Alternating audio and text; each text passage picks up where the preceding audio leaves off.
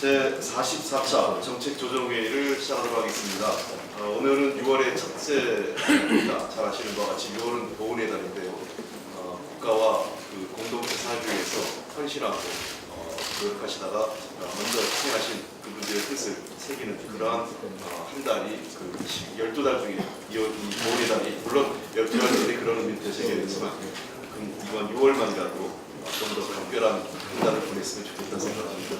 먼저 우원식 원내대표 모두가 있겠습니다.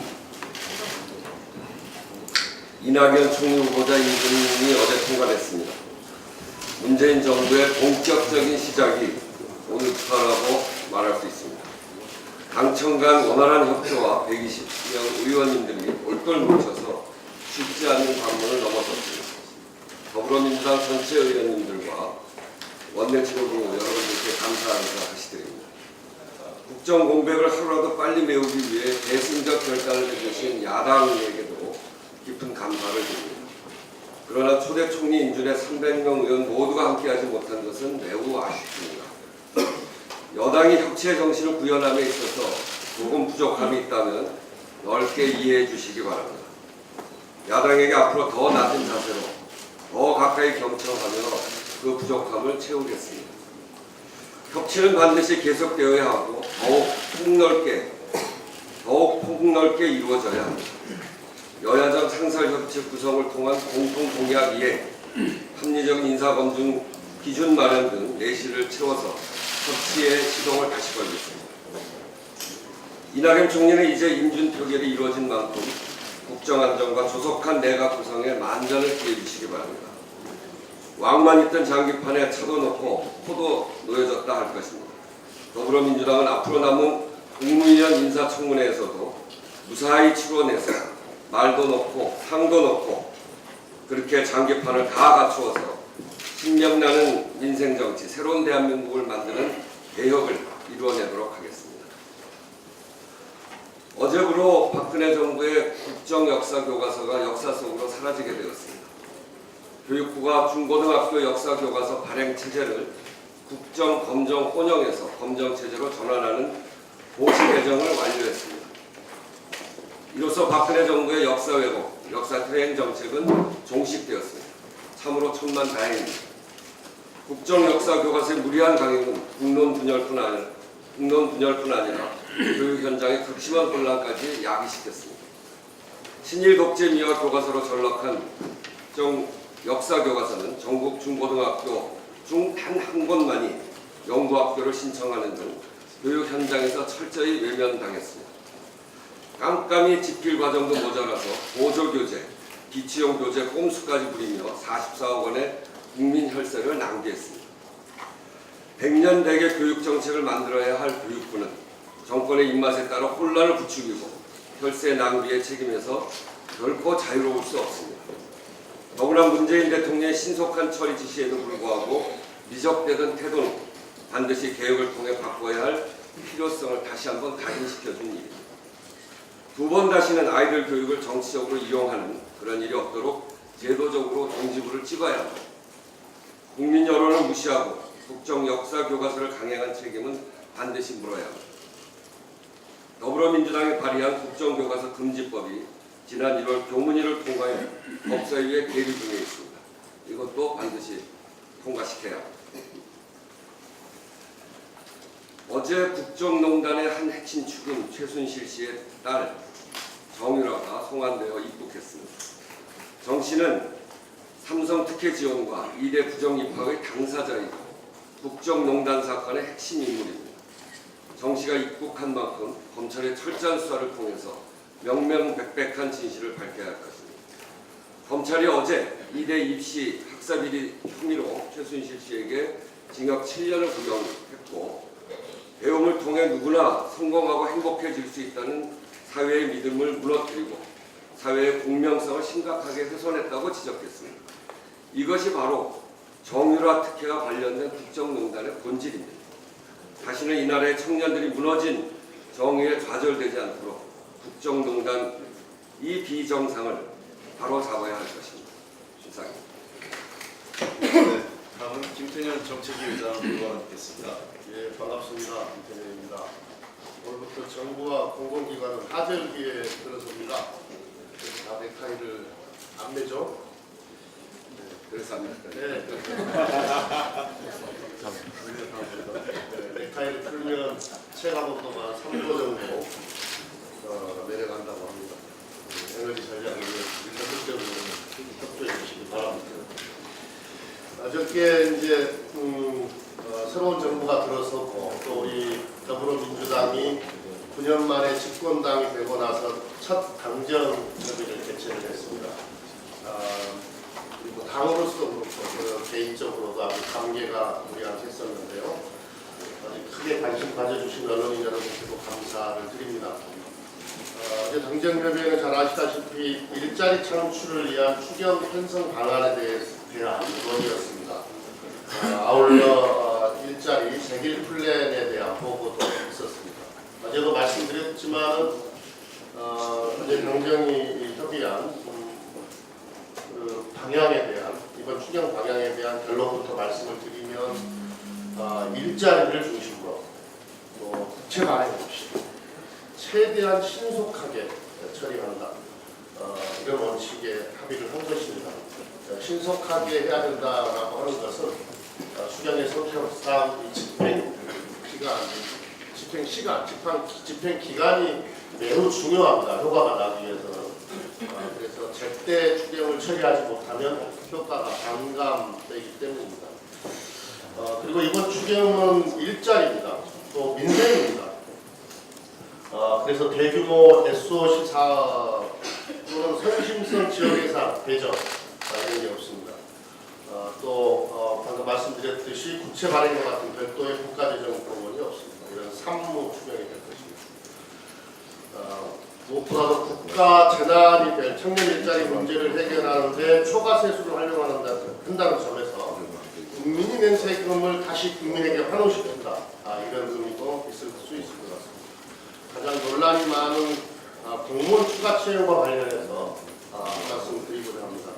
저희들이 이번 추경안에 담으려고 하는 공무원 12,000명 충원은 단순히 행정직 공무원을 늘리는 게 아니다. 매번 반복하지만 국민의 생명과 안전을 책임지는 분야의 공무원 12,000명을 추가 충원한다는 겁니다. 소방공무원, 경찰공무원 등이죠. 이건 우리 그 당만의 이번 대통령 선거 때 우리 당만의 공약이 아니었습니다. 지난 정부, 그러니까 박근혜 대통령이 당선될 때의 공약이기도 했습니다. 그리고 2013년에 세계 경찰의 날에 경찰 2만 명을 추가 채용하겠다 이런 약속까지 전 대통령이 한 바가 있거든요. 그리고 이제 우리가 여러 가지 군대 병력 문제까지 다 감안하면 의경을 폐지를 해야 되는데요. 이 의경을 폐지한 이후에 치안 수용을 어떻게 감당할 것이냐, 치안 공백을 어떻게 메꿀 것이냐 하는 것도 다 감안해서 이번 공무원 추가 채용에 대한 계획을 세우고 있다 이런 말씀을 드립니다. 교사 증원과 관련해서도 좀 구체적으로 말씀을 드립니다.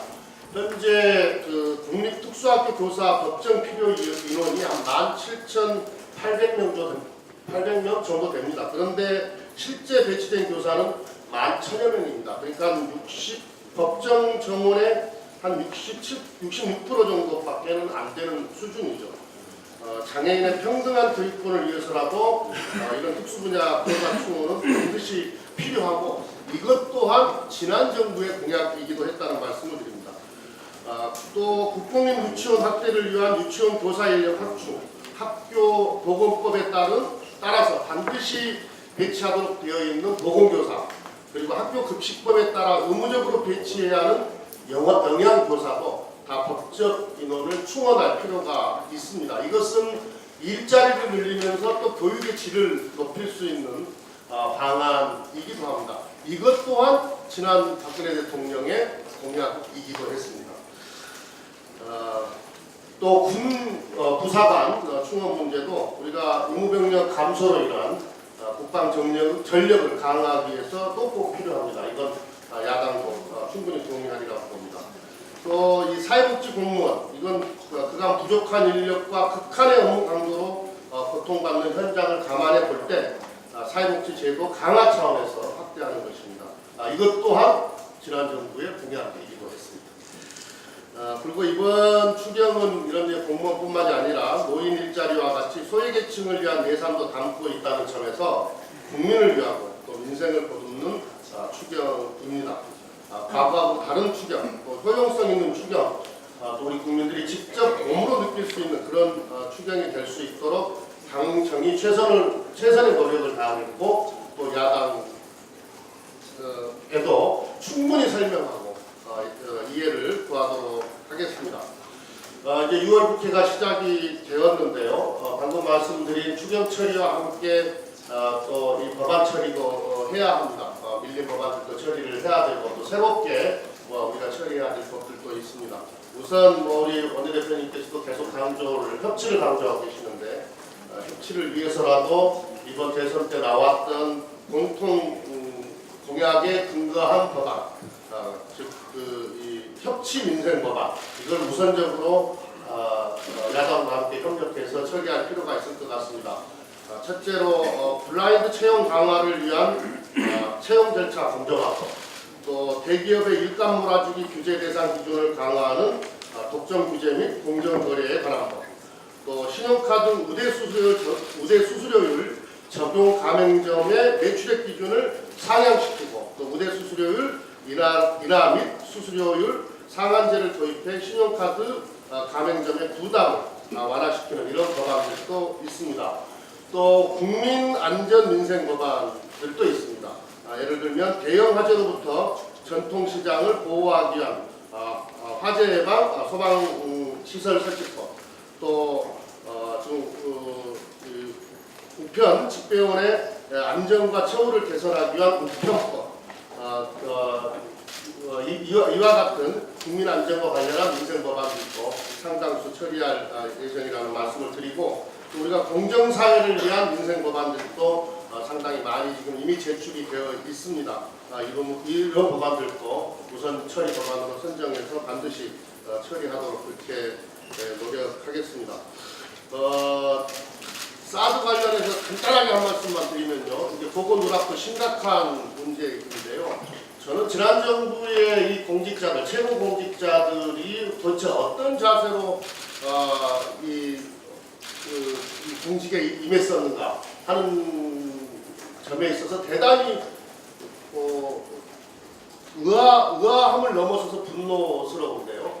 이 사드 문제는 잘 아시다시피 우리나라의 지금 최대 안보 외교 현안입니다.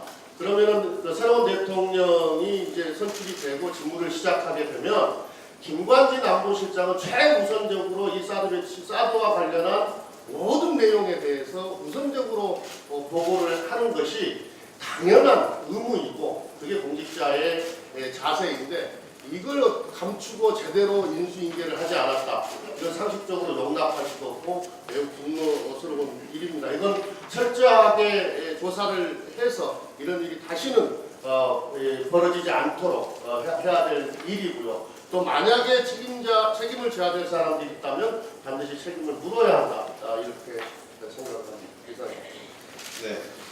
이제부터는 현안 발언 있겠습니다. 먼저 박홍근 수석부대표 현안 발언 드리겠습니다.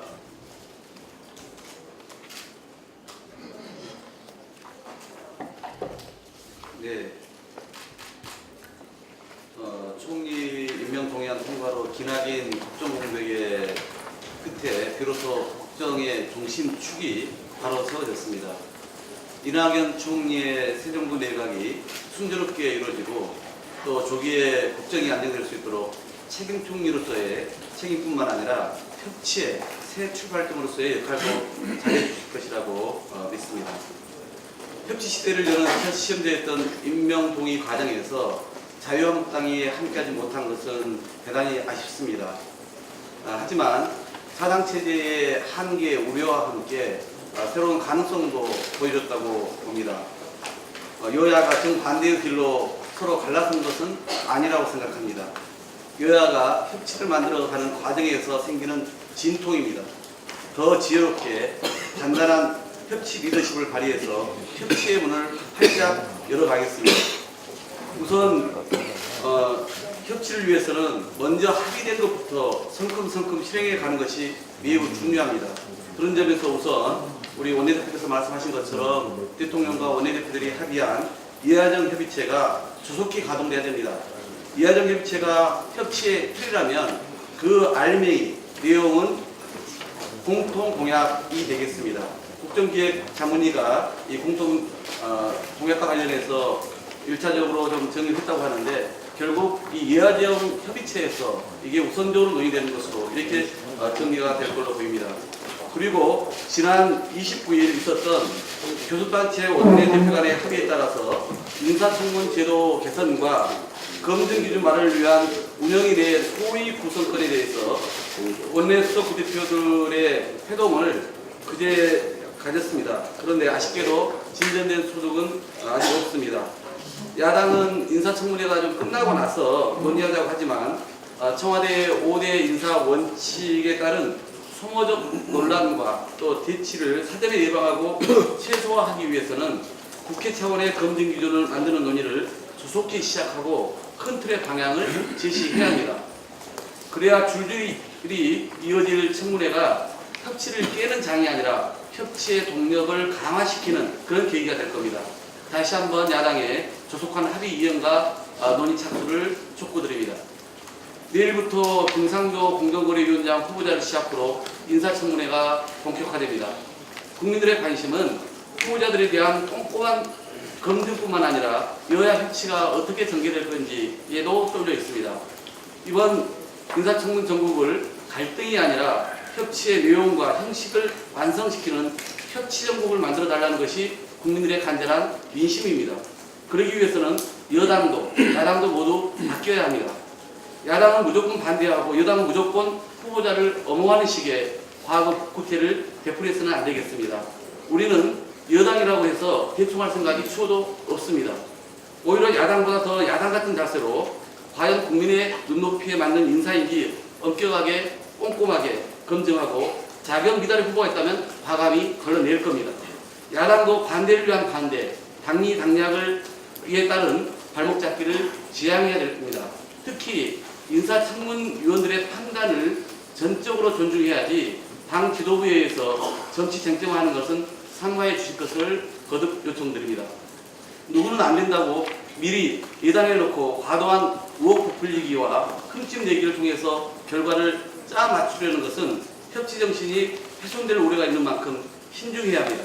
우리는 협치를 훼손하는 파도가 아무리 거세도 협치의 키를 끝까지 놓지 않고 야당과 소통을 더욱 강화하겠습니다. 감사합니다.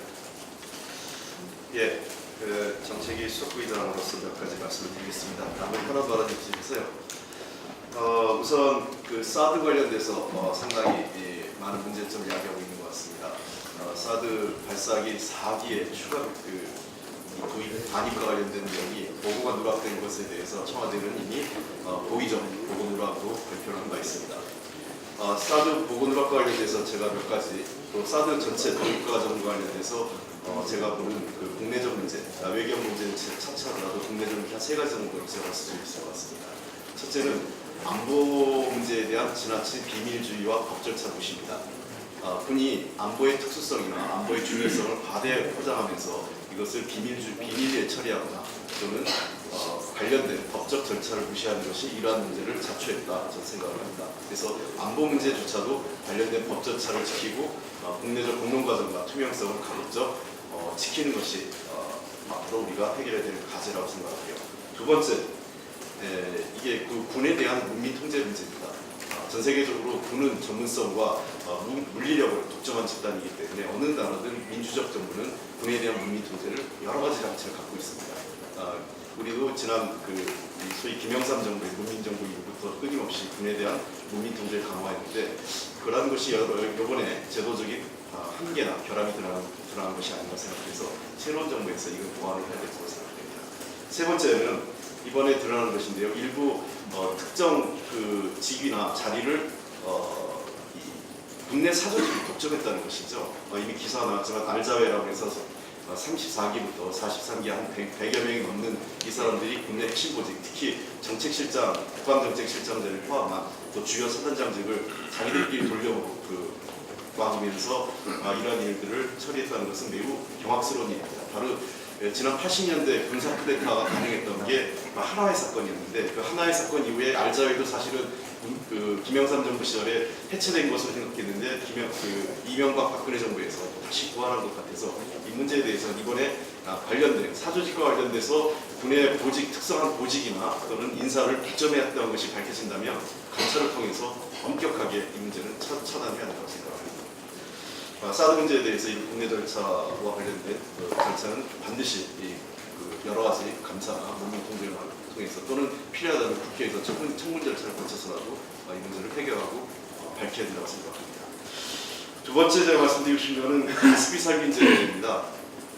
제가 지난 19대 국회 때 가습기 살균제 특위 우리 우원식 원내대표가 위원장을 하시고 제가 간사를 했었는데요. 새로운 정부가 바뀌었기 때문에 몇 가지 주문을 하고 싶습니다. 첫 번째는 당시 끝까지 박근혜 정부에서 하지 않았던 것인데 보상과 배상 문제를 떠나서 국가가 자기의 국민의 안전과 그 생명을 지키지 못한 것에 대한 포괄적 사과가 좀 이루어진다고 생각합니다. 그다음 두 번째,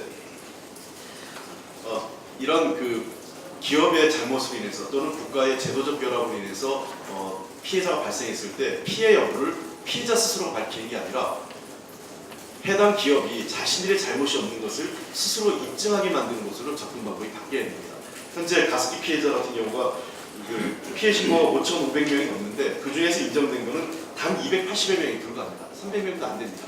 실제로 1, 2단계 피해자 외에도 3, 4단계 피해자 같은 경우도 매우 심각한 중증의 환자들이 있고 여러 가지 사회적 활동을 못하는 분들이 못하고 있는데 이런 분들에 대한 포괄적 피해 인정의 범위를 좀 확대해야 되고 기업이 자기들이 책임이 없다는 것을 인정하게 만드는 것으로 접근 방법이 바뀌어야 된다고 생각합니다.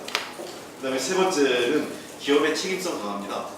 우리 여러 가지 공약사항에 모든 당이 얘기했지만 징벌적 배상 문제를 강화해서 이 문제에 대해서는 기업이 국민의 안전과 생명을 자신들의 제품에 의해서 피해를 끼쳤을 때는 징벌적 책임을 강화해야 한다 생각하고요. 마지막으로 재발 방지에 대한 지난 우리가 1월달에 관련 법을 통과시켰지만 그럼에도 불구하고 사실은 시민사회단체 쪽에서 여러 가지 부족함을 지적하고 있기 때문에 저는 가급적 우리 국회가 그러한 이벤트를 수행해서 지난 1월달에 정부의 반대에 의해서 이루어지 못한 제도적 장치가 있었습니다. 그래서 추가적으로 해서 보완이 이루어졌으면 좋겠다고 생각합니다. 네. 이상으로 발언을 마치겠고요. 6월부터는 아까 우리 정책위원장 말씀하신 대로 에너지 전략 차원에서 하는 거니까 가급적 넥타이를 풀고 업무를 볼 수 있으면 좋겠습니다. 원래는 넥타이 한번 풀으시죠. 다 같이 진짜 곤란했는데. 즉각 신경 써서 곤란한 건데.